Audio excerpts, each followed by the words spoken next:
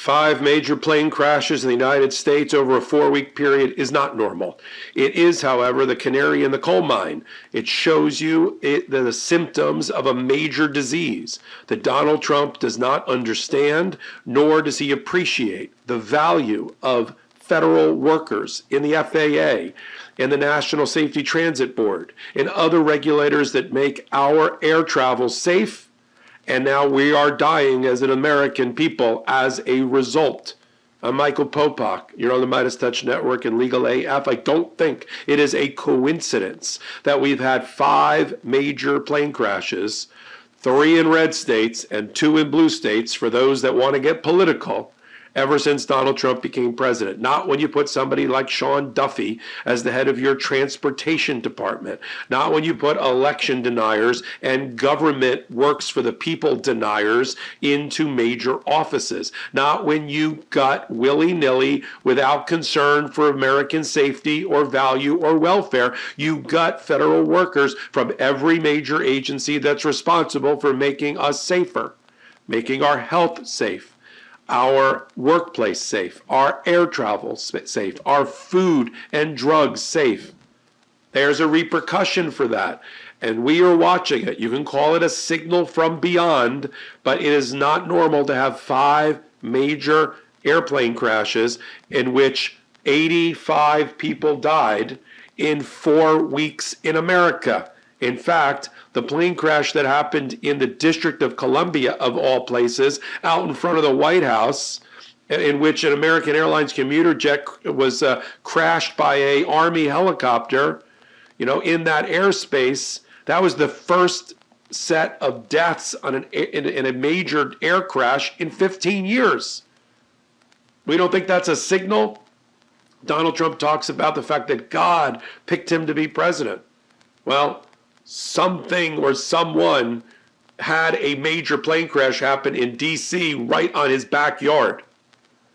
And this one is important to me. And this one I take personal. As many people know, I formed the Popak firm recently. And one of our first clients is a family of somebody who died in the American Airlines Potomac crash. So I take it seriously. And I want to put this into perspective. Sometimes we lose historical perspective. We're so into the moment. We're so into rapid response. We're so into, the velocity of news stories and the news cycle that we lose sight of history. Is this normal? No. We've had a total since January in terms of total plane crashes, we've had 87 accidents involving aircraft in the United States since January 1. That's not a normal number, right? We had 62 in January, 25 in February. We've had not 1, not 2, but 5 major airplane disasters since Donald Trump's been president, since he's gutted the FAA. He just fired on Friday, just 3 weeks after the DC crash that took the life of one of my clients. He just fired on Friday hundreds of people in the Federal Aviation Administration, the FAA.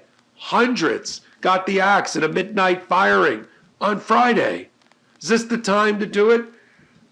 In fact, Senator Maria Cantwell, who sits on the Commerce Department overseeing the FAA, said and questioned, is this the time to get rid of engineers and others responsible for checking the safety of 74,000 pieces of equipment that make our air travel work? Is now the time for that? To Donald Trump and Elon Musk, it is, because they don't care about the human condition. They don't care about your safety or my safety or mortality.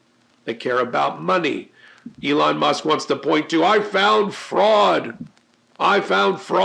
in the FAA, so I got rid of all those people. And I killed people as a result. Take responsibility. Blood is on the hands of the Trump administration. Trump administration has blood on their hands for killing people. And just to remind people, because it happened so quickly, you may not remember where these things happened. We had the DC crash that took the lives of 67 people. We had a Philadelphia crash, an Alaska crash, an Arizona crash, and we just had a Delta plane flip upside down, okay? Just to go through the timeline here, January 29th, 9 days after this administration took over, so it's on their watch, they own it, American Airlines flight, 64 people died after a Black Hawk helicopter crashed into it. All right? 2 days later in Philadelphia, a medical jet carrying a child patient crashed, killing everyone on board, including the child patient. 7 people died in that crash on January 31st. 6 days later, right on schedule, February 6th in Alaska, a small plane lost, 10 people died. February 10th, 2 more private jets collided in Arizona, and on February 17th, a Delta Airlines flight flipped over, sending 18 people to the hospital. And what does Donald Trump say about it? Is he comforting us? Is he taking to the podium? Is he putting his arms around us as a consoler in chief? No, he's not. Is Sean Duffy doing that? First of all, I'm not consoled by Sean Duffy. He and Elon Musk look like, they're in the running for who's going to be the angel of death in the Trump administration. They just need a scepter and a black hood. We're ready to go.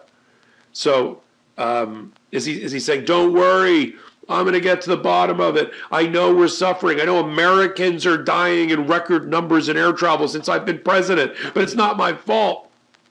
Just let Elon Musk and his Doge go look at the current air traffic control system. And finally, entities like unions are fighting back. They're going to be, the unions are going to, representing federal workers, are going to be on the front lines of many, many lawsuits that I'll be covering on Midas Touch and on Legal AF. Of these several hundred, it's hard to believe I'm even saying these words, several hundred federal workers responsible for air safety fired on Friday in the midst of all of this. And what was the reaction from the universe? A Delta jet flipped over in Minnesota. Now's the time to fire people. This administration doesn't even know what people do in the administration. They don't even know what people do in these departments. I just did a hot take just did a report about they fired in the energy department a whole group of people and didn't realize they're responsible for the nuclear arsenal. They're responsible for creating and dismantling bombs and making the nuclear submarines of our Navy propel. Oh, those were those guys? Get them back, get them back. And those people were saying, we're not coming back. It doesn't matter. You trained us for 5, 8 years. We have top secret security clearance. We're not coming back. They don't even know what these people in the departments do. Elon Musk, he hates government. He's got an allergy to regulators. He's the one that's going into the FAA to determine what new systems are going to be used for air traffic control. FAA is the same regulator over his rocket program. We basically outsourced our rocketry to Elon Musk. NASA's out of the rocket business. Yeah, they're in the social media business. They show you pretty pictures and videos. But they delegated their entire rocket program to Elon Musk, and the FAA is responsible for that, and he's the one that's going to be redesigning the FAA's computer systems. They've been trying to redo those computer systems for the last 30 years. I've been hearing about every administration needs to do something about it. I'm not sure it's exactly what's happening now, but as recently as 5 or 10 years ago, they were using index cards on tracks to keep track of planes. Yes. You have more power and more AI tools on your phone than the FAA has in regulating planes. Right? That's from the controller's standpoint. But not every one of these things I just outlined, the 5 things I just outlined, 5 crashes, major plane crashes involved air traffic control. That plane didn't flip over in Minnesota because of air traffic control. There are many people, right, that make our air traffic hum. And Donald Trump and his people don't understand what they are. Because they start with a jaundiced view that the government is bad, that the government regulation is bad, that if we just let capitalism take over, we'll have the best and safest and most profitable businesses if we just get the regulators out. There's a reason we have regulators. Have they not read any of the books from our history? Did they not read The Jungle by Upton Sinclair about the meatpacking industry? The reason the meatpacking industry is barely tolerable today is because of exposés in books like that. No, they want to ignore regulators. Left, let's be frank, left to their, and I'm a capitalist. I'm going to make that, I'm not a communist. But I'm all for regulation and for the role of a a properly functioning government to intervene, to moderate the worst instincts of a capital system, to make sure that its people are protected. That means regulation. That means social safety net. That means public health. That means public education. That means food stamps and food programs and early childhood learning, things that private sectors are not equipped to do or won't do because they're only motivated by profit. So now we've got profiteers and the robber barons running our government. They didn't even do that in the Gilded Age of the 1920s and late 1800s. We didn't let, Rockefeller, Morgan, Vanderbilt, Carnegie, we didn't let those guys into the government. The closest we got to that was Joe Kennedy, the father of JFK and the grandfather of RFK Jr. We put him in charge of the Securities and Exchange Commission, a stock swindler. but I didn't think we'd see it again. Elon Musk without remit. Then they actually had the balls. They had the balls in a court hearing on Monday to look a federal judge in the eye, the same federal judge who was presiding over Donald Trump's own criminal case, the D.C. election interference case, Judge Chutkan. And the lawyers for the Department of Justice looked her in the eye and said that Elon Musk doesn't have any power, that he's not really part of the government, that he doesn't have any formal authority to do the things that we know he's doing. The FAA just fired people because Elon Musk told them to. A Social Security administrator just quit after 30 years on the job because she wouldn't turn over our sensitive financial information and medical information to Elon Musk. Is this a different Elon Musk?